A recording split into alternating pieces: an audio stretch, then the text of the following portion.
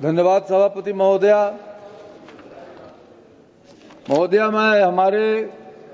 ये सहकारिता हमारे ग्रामीण अर्थव्यवस्था की रीढ़ है। हमारे किसानों और छोटे उत्पादकों के लिए एक जीवन रेखा है। आज भारत में 8,26,000 से अधिक सहकारी समितियां हैं, जिनमें 29 करोड़ सदस्य हैं। ये समितियां 98% ग्रामीण क्षेत्रों को कवर करती हैं। 20% भारतीय सहकारिता सेक्टर से जुड़े हुए हैं। कृषि ऋण का 46.31% और उर्वरक उत्पादक का 23.5% कोऑपरेटिव प्रदान करती हैं। डेयरी क्षेत्र में सहकारी समितियां प्रतिदिन 58.7 मिलियन किलोग्राम दूध खरीदती हैं, जिससे भारतवर्ष में 8 करोड़ से अधिक लोगों को प्रत्यक्ष या अप्रत्यक्ष रूप से लाभ मिलता है। विशेष रूप से छोटे और सीमांत किसानों को भारतीय कारपोरेट सेक्टर दुनिया का सबसे बड़ा कारपोरेटिव नेटवर्क है। दुनिया भर की लगभग 30% कारपोरेट सोसाइटियां भारतवर्ष में कार्य करती हैं। एक सार्वजनिक रिपोर्ट के अनुसार वित्तीय वर्ष 2023 तक सहकारिता सेक्टर भारतीय अर्थव्यवस्था में कुल रोजगार के 13% निर्माण की भूमिका निभाता है। वर्ष 2030 तक करीबन 5.5 करोड़ रोजगार एवं 5.6 करोड़ स्वरोजगार की संभावनाएं कोऑपरेटिव सेक्टर में है। इतने बड़े सेक्टर को भी यूपीए सरकार ने कृषि एवं सहकारिता मंत्रालय के अंतर्गत रखा था। यह तो प्रधानमंत्री नरेंद्र मोदी जी की दूरदर्शिता है कि उन्होंने वर्ष 1921 में सहकारिता मंत्रालय को कृषि मंत्रालय से अलग करके अलग स्वरूप प्रदान किया और सहकार से समृद्धि का एक मुख्य उद्देश्य घोषित करके इस दिशा में 8 लाख सहकारी संस्थाओं को क्षमता का पूर्ण उपयोग करने का काम किया है। यूपीए सरकार के समय सहकारिता मंत्रालय के अंतर्गत केवल 122 करोड़ रुपए का आवंटन था। आज एनडीए की सरकार में 1,183.39 करोड़ रुपए कर दिया गया है। इस तरह से ये 9.7 गुना अधिक है। तो ये दर्शाता है कि वास्तव में प्रधानमंत्री मोदी जी के नेतृत्व में सहकारिता को कितना मजबूत बनाने का काम और सहकारिता के माध्यम से गरीबों और किसानों के लिए को मजबूत करने का काम किया जा रहा है।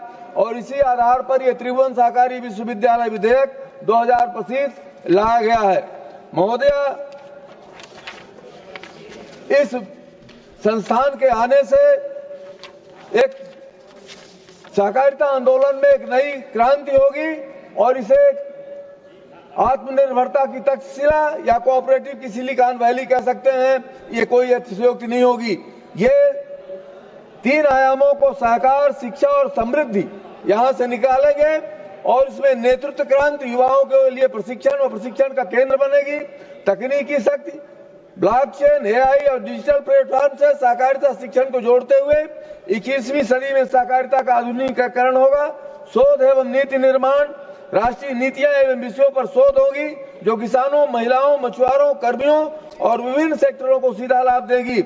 महिला सशक्तिकरण, स्वसहायता समूह एवं लखपति दीदी जैसी माताएं बहनें अपने कौशल प्रबंधन, सूचना एवं शैक्षणिक योग्यता को आवश्यकता के अनुसार प्राप्त कर सकेंगी एवं सहकारिता दीदी जैसे नए आयाम निर्मित करेंगी।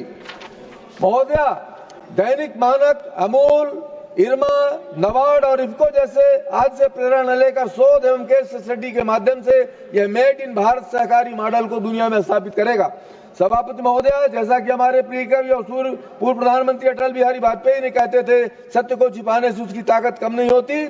इस देश में दशकों तक विपक्ष में बैठे लोगों ने सहकारिता से जुड़े लोगों के साथ अन्याय किया ताकि सहकारिता को वोट बैंक और नोट बैंक की दुकान में बनाया जा सके। कुछ प्रमुख राजनीतिक घरानों के लोग सहकारिता में सत्ता जमा कर बैठे गए। उन्होंने युवाओं के लिए न तो ज्ञानार्जन की व्यवस्था की और न ही कौशल प्रबंधन की और न ही शोध की। दशकों तक अन्याय होता रहा। यह सहकारिता नहीं, विश्वासघात था। यही विश्वविद्यालय हजारों युवाओं को नेतृत्व कौशल देगा, उन्हें सशक्त करेगा, उन्हें न्याय देगा, उन्हें इन युवाओं को घरानों और पार्टियों की अन्यायपूर्ण व्यवस्था से चुनौती देंगे। यह सहकारिता से परिवारवाद को हटाएगा और सहकारवाद को बढ़ाएगा।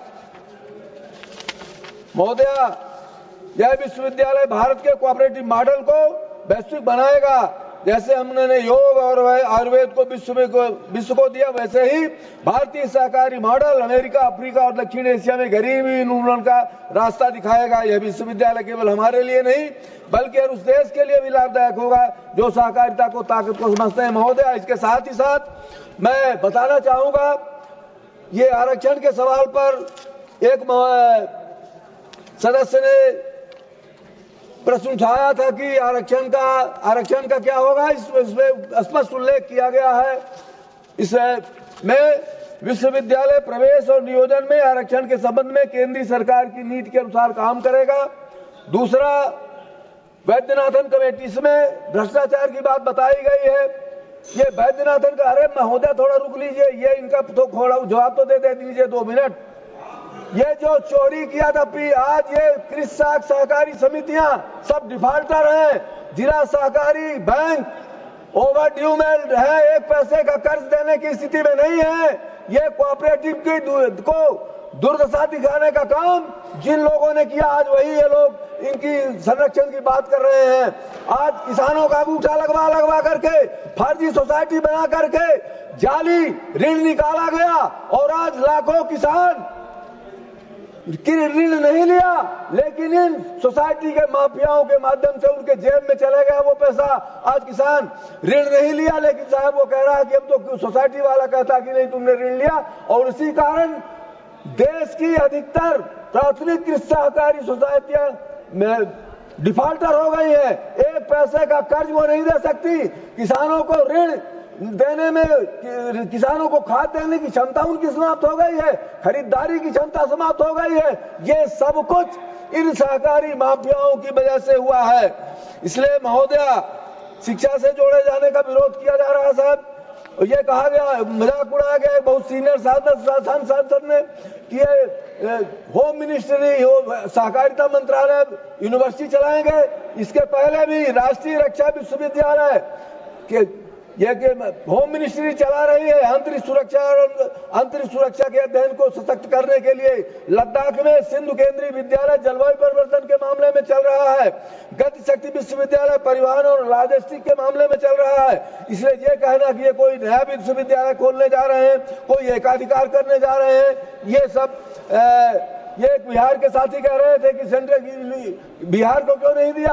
अरे अभी पिछले ही सत्र में, पिछले 19 में डॉक्टर राजेंद्र प्रसाद केंद्रीय विद्यालय बिहार को दिया गया है। और इसी वर्ष अभी प्रोसेसिंग, खाद्य प्रोसेसिंग के लिए देश का एकमात्र जो नया यूनिट खुलेगा वो बिहार में खुलेगा। महोदय, इस तरह से ये दिग्भ्रमित करने का काम जो कर रहे हैं विपक्ष के लोग, उनको ईर्ष्या हो रही कि वो एक जो लूट का तंत्र था, उस लूट के तंत्र को खत्म करने के लिए, प्रशिक्षित लोगों को इस देश में सुव्यवस्थित करने के लिए सहकारिता आंदोलन को एक नया रूप देंगे, नया चेहरा देंगे। स्वच्छ और सुव्यवस्थित साफ सुथरा चेहरा देने के लिए जो काम किया जा रहा है, इनके कालिक पुतेगी। इस वजह से ये सब इसका विरोध करने पर उतारू हैं। जिन लोगों ने समर्थन किया उनके लिए बहुत बहुत धन्यवाद। इसी के साथ ही साथ अपनी बात समाप्त करता हूं। जय हिंद, जय भारत।